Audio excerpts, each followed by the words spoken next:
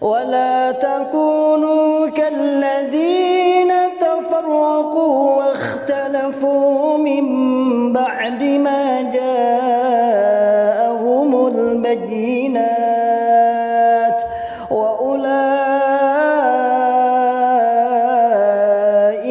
لهم عذاب عظيم. Bismillahirrahmanirrahim. Assalamualaikum warahmatullahi wabarakatuh. Alhamdulillahilladzi hadana lihada wa ma kunna linahtadiya laula an hadana Allah.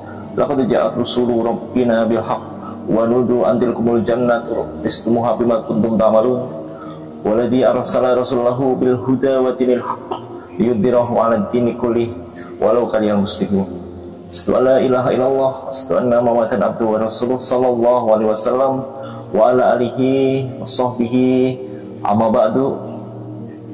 Ikhwatal Islam, ikhwatal iman, akramanallah wa iyyakum.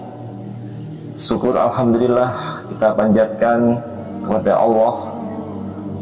Alhamdulillah sampai kesempatan saat ini anak upload kembali di channel ini.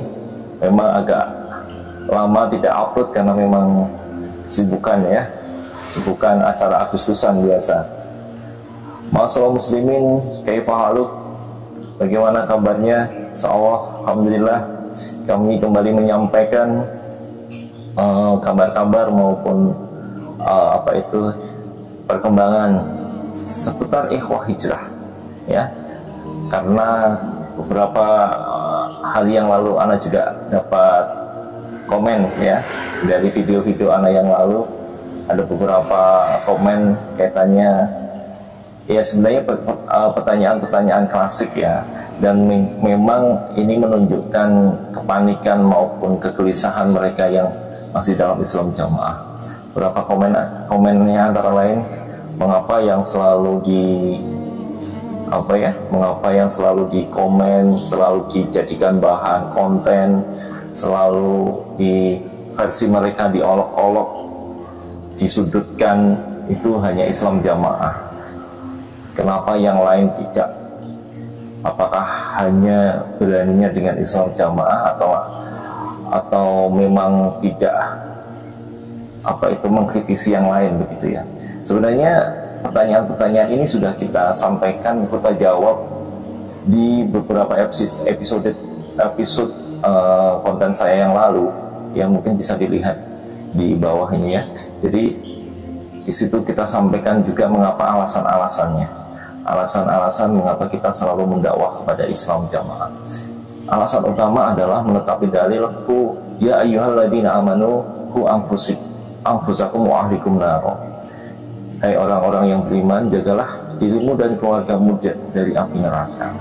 Ma'asyiral muslimin, seperti kami yang hijrah dan saya sendiri secara pribadi, keluarga ana banyak sekali yang masih dalam Islam jamaah. Jadi dengan kita berdakwah seperti ini, mengingatkan, kemudian memberi edukasi ya, terbukti beberapa keluarga juga akhirnya mengikuti channel, mungkin dengan sembunyi-sembunyi atau dengan kondisi-kondisi yang lain. Ini tentunya adalah bagus bagi kami, karena dengan kami berdakwah ini tentunya dengan media YouTube ya, atau dengan media-media sosial lainnya dapat mereka jangkau, karena secara fisik atau secara offline mereka tidak boleh mengakses kami atau dibatasi oleh aturan yang berlaku dalam Islam jamaah, yaitu dilarang bertanya, dilarang berdialog, kemudian kalau itu terpaksa keluarga tidak membahas yang kaitannya dengan kesesatan Islam jamaah dan lain-lain. Nah, dengan media YouTube seperti ini maupun media Islam, media-media yang online lainnya, itu sangat efektif ya. Terbukti beberapa ikhwah maupun keluarga juga sempat melihat. Nah, semoga mereka bisa sadar dan dapat mengerti yang kita sampaikan sekarang adalah niatnya untuk mendakwahkan kebenaran kepada mereka. Dan kita berharap juga keluarga-keluarga ikhwah hijrah yang lain yang masih dalam Islam Jamaah bisa segera hijrah dan menyadari kesesatan yang dalam Islam Jamaah.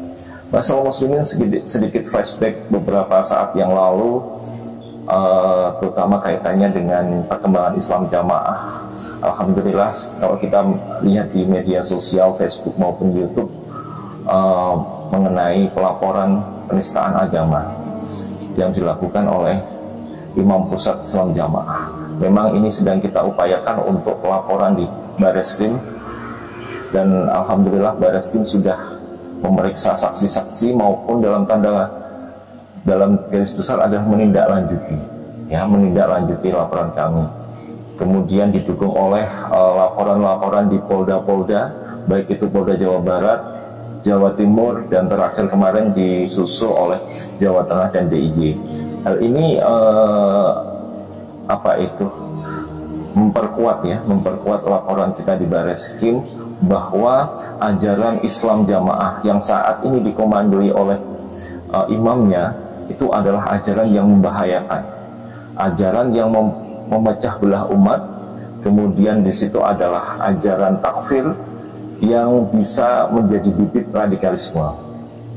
Nah, kemudian selain itu di dalamnya adalah ajaran-ajaran bahwa melakukan pemutusan hubungan, baik hubungan keluarga, hubungan waris, hubungan kerja, kemudian melakukan persekusi, ya, mengambil harta, ya, pajak tanpa kaidah syariat yang benar, ya, atau premanisme yang berkedok agama, ya, pengambilan harta umat dengan cara yang berkedok agama, berkedok fisabilillah, tetapi di situ tidak ada auditnya, tidak ada apa penggunaannya, wallahu a'lam digunakan untuk apa, tetapi yang ada di depan mata adalah hedonisme atau kekayaan-kekayaan pengurus pusat Islam Jamaah yang kita lihat, dan pola hidup mereka yang luar biasa. Mungkin dapat juga dilihat di video-video Anas sebelumnya. Masyaallah muslimin, semoga kasus ini tetap bergulir dan kita kawal bersama, dan harapan kita segera dilakukan pemeriksaan terhadap yang bersangkutan. Masyaallah muslimin, mengapa ini kita upayakan? Karena dengan diperiksanya imam Islam Jamaah, maka rakyat atau warga Islam Jamaah itu kurang lebihnya akan timbul pertanyaan bahwa saat ini ajaran mereka atau pemimpin mereka itu sedang dilihat atau diperiksa. Ada apa? Ya, ada apa? Apakah bersalah ataupun kasus apa dan lain sebagainya. Sehingga mereka semakin kepo, semakin bisa membuka pikiran, ya. Dan nanti insya Allah dengan penjelasan-penjelasan maupun hasil-hasil penyidikan semakin membuat mereka penasaran dan bisa kurang lebihnya bisa meningkatkan motivasi untuk ingin tahu. Nah, hal ini yang coba kita gaungkan, dan sebenarnya memang dari dulu tujuan kami yang hijrah adalah sebenarnya memperbaiki saja, tidak sampai melakukan tidak ada setitik niat pun untuk mengganggu organisasi ini, menghentikan organisasi ini, membubarkan organisasi ini, tidak ada sebenarnya. Tetapi mereka tidak mau dibenahi, tidak mau disadarkan. Nah, terpaksa dengan cara-cara melalui prosedur yang ada di negara kita tempuh. Tujuannya adalah untuk kemaslahatan umat yang masih ada di dalamnya, kemaslahatan umat yang termasuk keluarga kami masih ada di dalamnya. Semoga dengan upaya-upaya ini bisa menyadarkan mereka, dan semoga kebatilan, kesesatan yang ada dalam Islam Jamaah ini bisa terkuat sedikit demi sedikit dengan segala upaya kita, baik yang melalui dakwah melalui media sosial, melalui Facebook, ada juga yang berdakwah melalui offline, ya, melalui langsung melakukan ke Bareskrim, kemudian melakukan pelaporan. Alhamdulillah sudah sudah dilakukan, khususnya di Ikhwah Jateng juga sudah dilakukan kemarin. Alhamdulillah Ana tidak jadi ke Polda karena memang ada acara yang begitu padat di pekerjaan Ana dan acara 17-an, sehingga ya terpaksa agak sedikit berkurang konsentrasi ke sana. Dan alhamdulillah sudah diwakili senior-senior saya, ya ustadz-ustadz saya ada di Jateng, dan alhamdulillah kemarin sudah dimuat juga di media sosial maupun di warta berita maupun di portal-portal berita yang ada di minimal di Jawa Tengah. Kurang lebihnya mohon ikhlas semua juga membantu untuk memviralkan ini, bahwa hal ini sedang kita perjuangkan. Dan mungkin alhamdulillah beberapa hari yang lalu di Barreskrim juga ada perkembangan pemanggilan saksi-saksi, artinya ini adalah ditindaklanjuti. Semoga semakin signifikan ya perkembangan untuk membongkar apa yang selama ini dalam Islam Jamaah. Baik, masyaallah muslimin, pada kesempatan ini kita akan sampaikan ya beberapa hal. Nah, ini adalah ulasan dari Syekh Khalil Bustami ya pada saat beberapa kesempatan minggu yang lalu beliau melakukan daurah maupun melakukan tablik akbar ya di daerah Karawang ya, yang judulnya adalah membongkar aliran sesat ya, membongkar aliran sesat. Sangat bagus sekali beliau merangkum 10 doktrin pokok kesesatan Islam Jamaah. Jadi ini kita coba secara menyeluruh ya, karena memang dari uraian beliau ini sangat sudah mengcover semua lini yang ada di dalam Islam Jamaah. Jadi 10 doktrin pokok kesesatan. Doktrin pokok kesesatan ini ada 10 poin yang kemarin disampaikan oleh Ustadz Khalil Bustami atau Syekh Khalil Bustami. Yang pertama, ya sebenarnya ini sudah beberapa kali poin-poinnya kita ambil, tetapi ini mungkin lebih menyeluruh ya, lebih mengcover semua lini yang ada dalam Islam Jamaah. Yang pertama adalah syarat sahnya Islam dengan berjamaah. Jadi mereka mempunyai akidah bahwa Islam itu sah ya, harus dengan berjamaah. Berjamaah artinya mempunyai imam, berbaiat dan bertaat kepada imam mereka. Ini adalah doktrin pertama yang sangat membahayakan. Juga ini juga beberapa kali di post ataupun diunggah oleh beberapa mubalek senior mereka ya, seperti Ustadz Amir dan imam, bahkan imamnya sendiri menyatakan terang-terangan, maupun ketua DPP-nya juga menyatakan seperti ini, bahwa mungkin bisa disimak di channel-channel yang lalu atau di channel-channel yang lain ya. Jelas sekali doktrin yang pertama ini.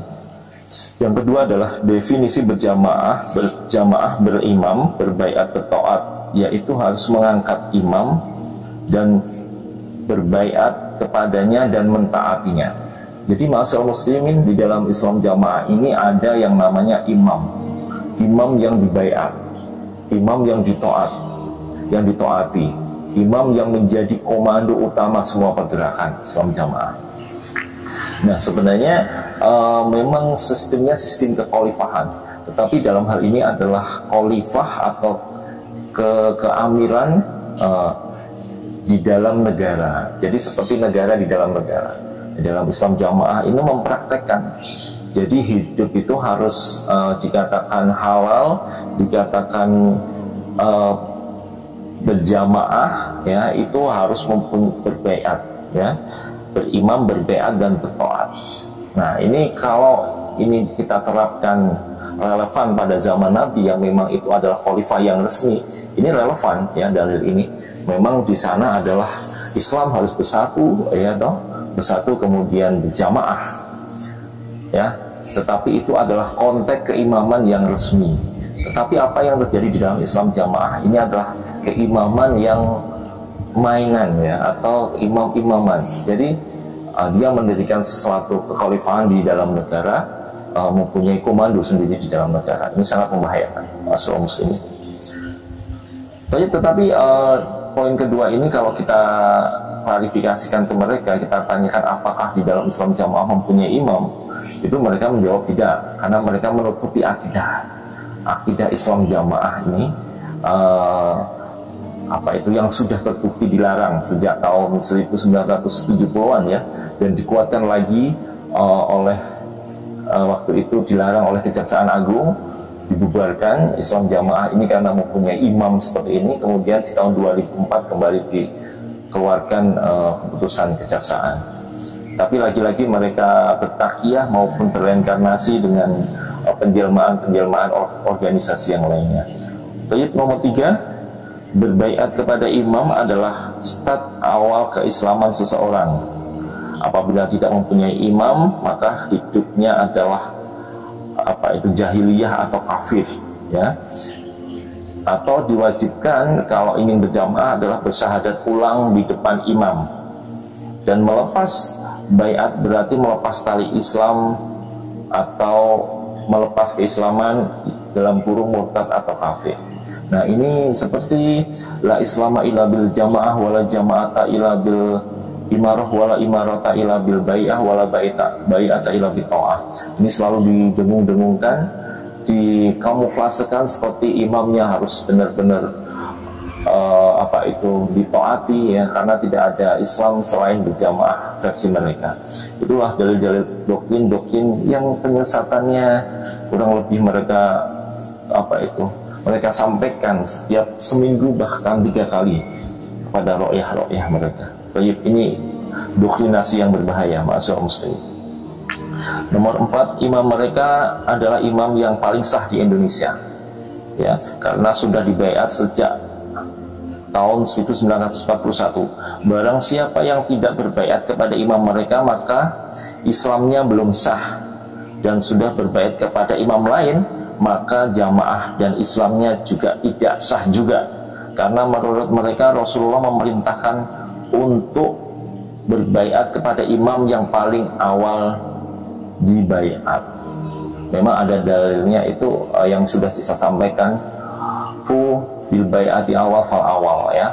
Tetapilah baiat yang awal, yang paling awal, memang seperti itu. Jadi hal ini dipraktekkan, dalil-dalil ini dipraktekkan untuk seakan-akan keimaman mereka, versi mereka itu adalah keimaman yang sah, yang menurut syar'i, ya. Jadi mereka mengakui, mereka mengklaim tahun 41 itu adalah keimaman yang paling awal. Padahal kalau kita melihat sejarah, juga pernah Anda sampaikan bahwa imam Islam jamaah ini juga pernah berbaiat kepada Imam Wali Al-Fatah, ya, di tahun 50-an. Dan baiat tahun 41 ini tidak ada bukti autentiknya. Siapa yang melakukan baiat, siapa yang dibaiat, ya, hanya cerita-cerita bahwa ada tiga orang anggota keluarganya yang menyatakan mengangkat Pak Imam ini sebagai Pak Imam Nur Hasan sebagai imam. Itu saja. Itu tahun 41 seperti itu. Dan ini tidak ada legalitasnya, tidak siapa yang tahu, atau hanya cerita belaka dan lain sebagainya, tidak ada yang menjamin hal ini. Kemudian kalaupun itu terjadi, apakah ini keimaman secara syar'iyah, keimaman yang benar? Apakah seperti ini? Kalau hanya ada 3-4 orang terus bisa mengangkat imam, nah tentunya banyak sekali yang bisa begitu, ya. Bahkan ustadz-ustadz seperti ustadz-ustadz yang lain, ya, seperti yang mempunyai pondok dan lain sebagainya, dengan mudahnya mereka menggerakkan santrinya yang jumlahnya ratusan bahkan ribuan untuk melakukan pembaiatan. Tetapi karena ulama ini atau kiai ini mengetahui itu tidak baiat atau mendirikan kekhalifahan tidak secara sah, ya, harus ada syarat-syaratnya yang dipenuhi, mereka tidak melakukan itu. Tetapi apa yang dilakukan kalau ini memang benar terjadi, berarti mereka mendirikan keimaman yang main-mainan, ya, atau keimaman yang tidak sah menurut syar'i tetapi sah menurut mereka, versi mereka, ya. Harusnya keimaman yang sah itu adalah diketahui, ya, minimal seluruh orang, ya, atau seluruh warga minimal di negara itu. Nah, ini semua ulama yang lain juga tidak tahu, tidak kenal, warga Islam juga tidak kenal, hanya dibaiat oleh 3 orang, tempatnya di mana kita tidak tahu, kemudian siapa menyaksikan, apa saksinya, apa buktinya kita tidak tahu. Nah ini hanya klaim sepihak yang dipakai untuk memenuhi dalil bil bai'ati awal tadi. Taib, itu adalah salah satu doktrinasi yang terjadi dalam Islam Jamaah. Nomor 5, ilmu agama yang paling benar dan paling murni adalah ilmu yang diajarkan di kalangan mereka, karena ilmunya mangkul, musnad, mutasil, sedangkan ilmu di luar mereka tidak benar, ya. Ilmu di luar mereka tidak benar, tidak murni, karena diambil dari kitab-kitab karangan yang batil dan tidak mangkul, musnad, mutasil. Masyaallah muslimin, ini adalah doktrin yang juga sangat manjur ya pada warga Islam Jamaah, bahwa mereka melabeli bahwa ilmu Quran hadis mereka itu yang paling murni karena mereka mangkul, musnad, mutasil. Masyaallah muslimin, ini hal-hal yang perlu yang kita luruskan ya. Jadi mereka mengklaim ilmu mereka paling murni ya. Kalau kita lihat dari cara pengajian mereka menyampaikan, baik itu ilmu Quran maupun hadis, mungkin kalau bagi ustadz-ustadz yang di luar itu nanti akan tertawa ya, karena yang diajarkan itu adalah hanya ilmu translate bahasa, dimaknai lugoh, arti perkata seperti itu dari ayat Al-Quran maupun Al-Hadis.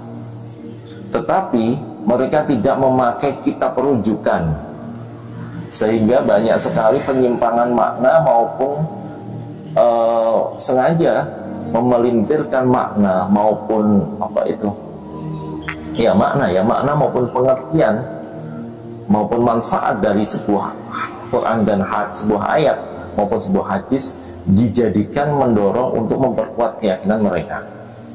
Nah ini yang parah sekali. Terbukti beberapa sempat Ana sampaikan di video-video Ana tentang beberapa dalil pembuktian. Kemudian kita buka juga kitab-kitab tafsir ya, apakah pengertian Islam Jamaah itu benar.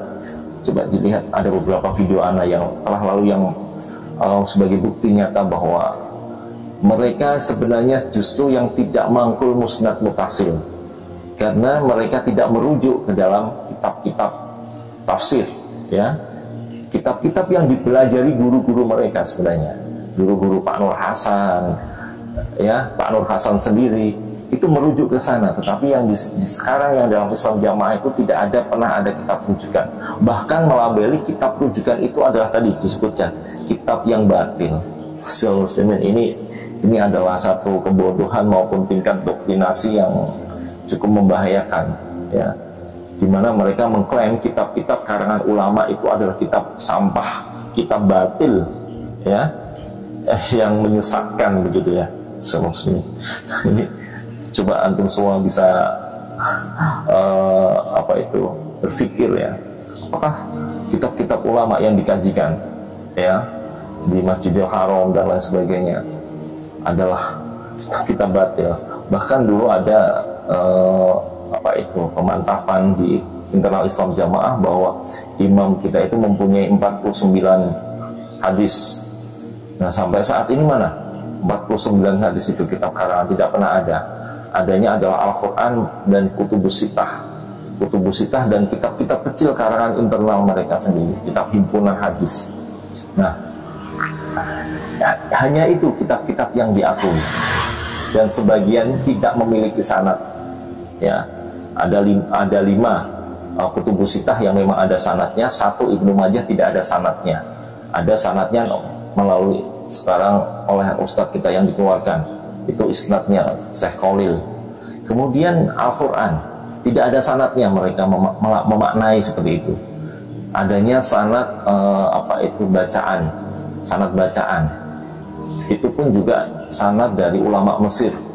Jadi sanad untuk Al-Quran itu tidak ada ya, tapi mereka melabeli bahwa itu yang yang paling murni, yang paling bersanad dan lain sebagainya. Semoga antum semua sadar ya, semoga sadar dengan dengan keadaan ini dan akhirnya bisa berhijrah. Kemudian nomor 6 ya, harus memiliki akidah atau keyakinan takfir, yaitu mengkafirkan semua orang Islam di luar golongan mereka, dan yang keluar dari golongan mereka disebut murtad. Nah ini memang akidah pokoknya ini. Jadi mereka ini seperti akidah Khawarij yang mau mengkafirkan semua umat Islam yang ada di luar golongan mereka. Kemudian kalau ada golongan mereka yang keluar seperti anak ini, itu dikatakan murtad ya, atau apa itu sudah keluar dari agama, kharaja anil millah, keluar dari agama. Padahal kita masih bersahadat, masih sholat ya. Nah ini adalah hal yang paling krusial di akidah mereka. Dia mempunyai akidah Khawarij, yaitu suka mengkafirkan sembarangan umat Islam di luar golongan mereka. Berarti kalau kita ngomong umat Islam di luar golongan mereka berarti semua ya, termasuk kemarin ada video mereka, ada juga video seperti NU Muhammadiyah masuk neraka, kemudian Mekah Madinah sudah tidak murni, 4 mazhab jahiliyah ya, semua neraka, ahlun nar semua kekal di neraka semua kecuali mereka sendiri. Nah ini doktrin-doktrin yang membabi buta seperti itu ya. Kurang lebihnya tujuannya untuk membuat fanatik ya, fanatik maupun militansi dari warga Islam Jamaah, agar supaya mempunyai giroh untuk membela, meyakini maupun fanatik terhadap kebenaran Islam Jamaah. Bagi antum semua yang masih mempunyai akal sehat maupun akal sehat ya, dan mau berpikir secara terbuka, tentunya hal ini tidak mungkin terjadi, dan antum bisa sadar dan bisa dibuktikan saja ya. Apakah Mekah Madinah yang seperti itu ulamanya hebatnya? Apakah ulama-ulama Nusantara juga seperti ulama-ulama di Indonesia juga sesat semua? Itu pertanyaan pada yang antum jawab sendiri, yang bisa antum anggota Islam Jamaah bisa pikir sendiri. Tapi kita lanjutkan ya.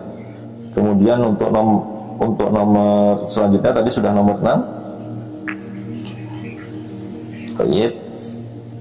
Nah, konsekuensi dari poin 1 sampai 6 ini, masalah muslimin ini, yang pertama, tidak boleh menikah dengan golongan luar, atau tidak boleh menikah dengan orang luar Islam Jamaah ya, karena menikah dengan selain golongan mereka dianggap seperti menikah dengan hewan, mengumpuli hewan dan lain sebagainya, karena mereka mempunyai dalil orang di luar itu kal an'am balhum adol ya, seperti hewan bahkan lebih buruk. Ini juga ada buktian di podcast saya beberapa podcast yang lalu dengan tim perkawinan ya, dengan ada itu kesaksian-kesaksian yang ada karena mereka tim perkawinan itu melakukan hal ini. Kemudian menikah di KUA tidak sah, sehingga mereka mengharuskan melaksanakan ND, nikah dalam, yang dilaksanakan oleh imam mereka atau wakilnya. Jadi mereka itu menganggap karena pemerintahan ini kafir semua yang di luar mereka, sehingga mereka mempunyai acara pernikahan tersembunyi internal mereka, namanya nikah dalam ya, nikah dalam. Jadi biasanya nikah dalam dulu, ini sudah sah ini ya, bisa langsung itu sudah sah lah ya.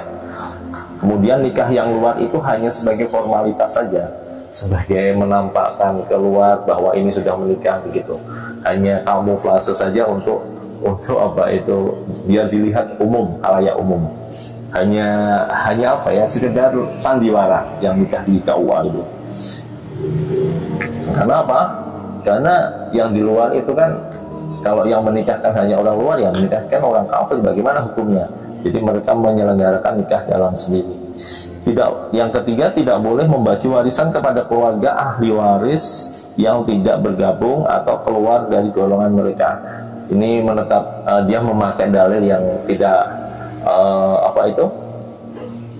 harta waris, tidak mewaris terhadap harta-harta orang imam, ada di dalam Al-Quran itu.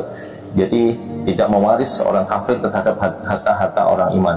Nah ini mereka memakai dalil itu karena yang di luar itu dianggap kafir, sehingga antum kalau mempunyai keluarga atau orang tua yang masih dalam Islam jamaah, mereka tidak akan membagi warisan atau mengasih warisan kepada antum, karena antum ini adalah orang kafir yang tidak memperoleh jatah warisan, karena antum bukan orang Islam, dianggap bukan orang Islam. Baik. Kemudian tidak boleh, tidak sah bermakmum di belakang selain golongan mereka. Baik, ini sudah terjadi. Bahkan sekarang kalau antum lihat, itu banyak sekali praktek-praktek seperti ini. Golongan Islam jamaah, misalkan terpaksa mereka ke masjid orang Islam atau melihat orang Islam yang lain berjamaah, mereka akan menghindari, berpura-pura wudhu, berpura-pura lama di jeding, nanti akhirnya sholat sendiri, atau melihat membiarkan sholat berjamaah itu selesai dulu baru mereka sholat, pura-pura terlambat dan lain sebagainya. Itu hanya kamuflase mereka, hanya takiyah mereka. Intinya mereka hanya mau sholat sendiri, ya, karena sholat mereka adalah sholat sah, paling sah. Bagaimana kita di pemahaman mereka, bagaimana mereka diimami oleh seorang kafir? Kan akan tidak sah. Atau mereka akan berusaha menjadi imam kalau bisa. Nah, itu adalah bentuk dari takfir tadi. Kemudian harus menceraikan atau menuntut cerai kepada orang-orang yang keluar dari golongan mereka karena dianggap murtad. Seperti anak juga hampir seperti itu, jadi disuruh cerai dulu waktu hijrah. Dan banyak sekali ikhwah hijrah yang cerai, ya, yang karena mereka keluar maka dituntut cerai. Ini salah satu yang materi yang kita tuntut juga di Barreskrim, karena ini praktek-praktek seperti ini adalah meresahkan umat, akidah yang sesat, ya, akidah yang sesat. Nah, ini dipelopori oleh imam mereka, ya, imam mereka ini sebagai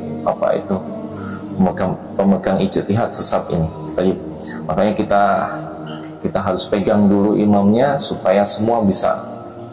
Yang di bawah itu sebenarnya nurut saja sih sebenarnya, nurut saja. Makanya coba kita berusaha terus untuk menyadarkan. Tapi harus memutus hubungan kerja dan lain-lain dengan orang-orang yang dianggap murtad walaupun masih familinya.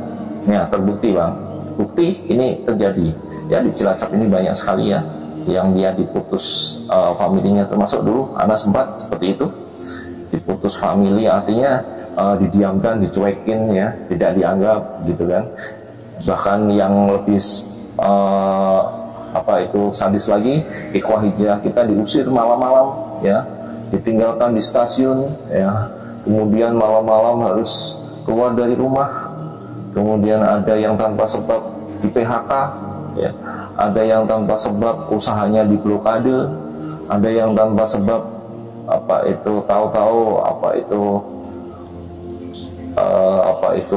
usaha-usahanya ditutup secara sepihak dan lain sebagainya.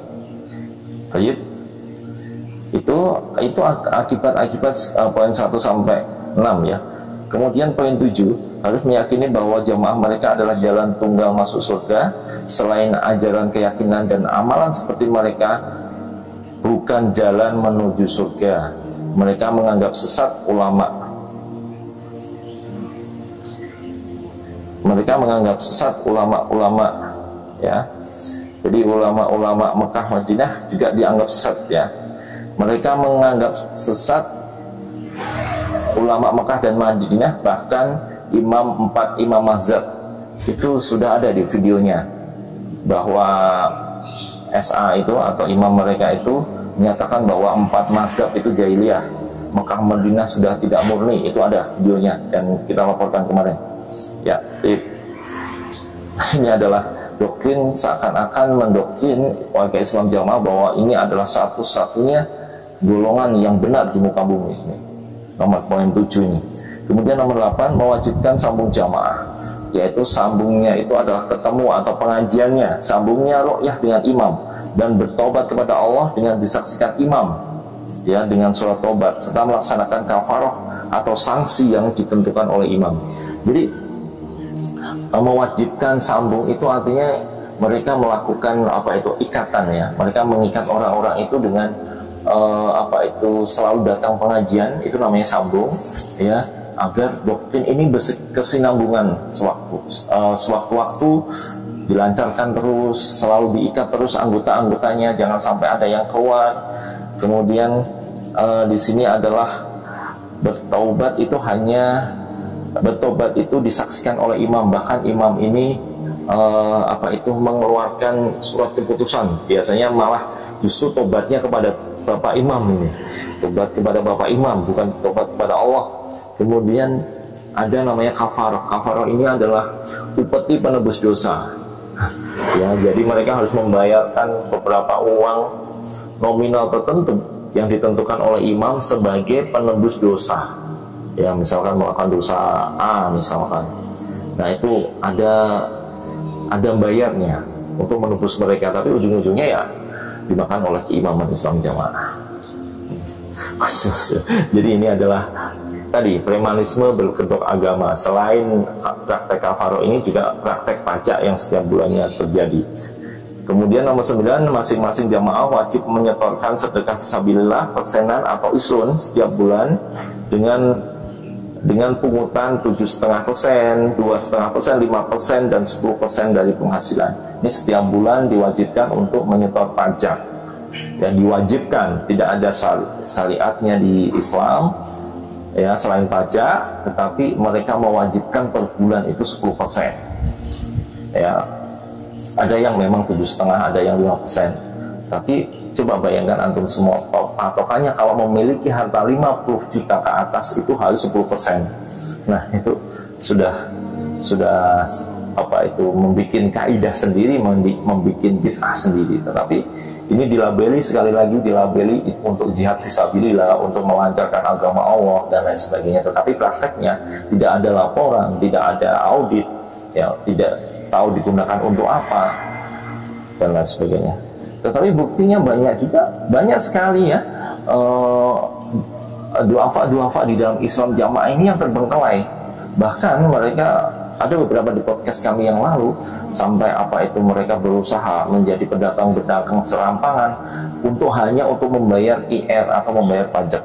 Masal muslimin ini adalah bukti doktrinasi yang memeras rakyat untuk kepentingan mereka. Yang terakhir nomor 10 ya, harus meyakini bahwa jika mereka mati maka wajib masuk surga, sedangkan selain mereka wajib masuk neraka. Masal muslimin,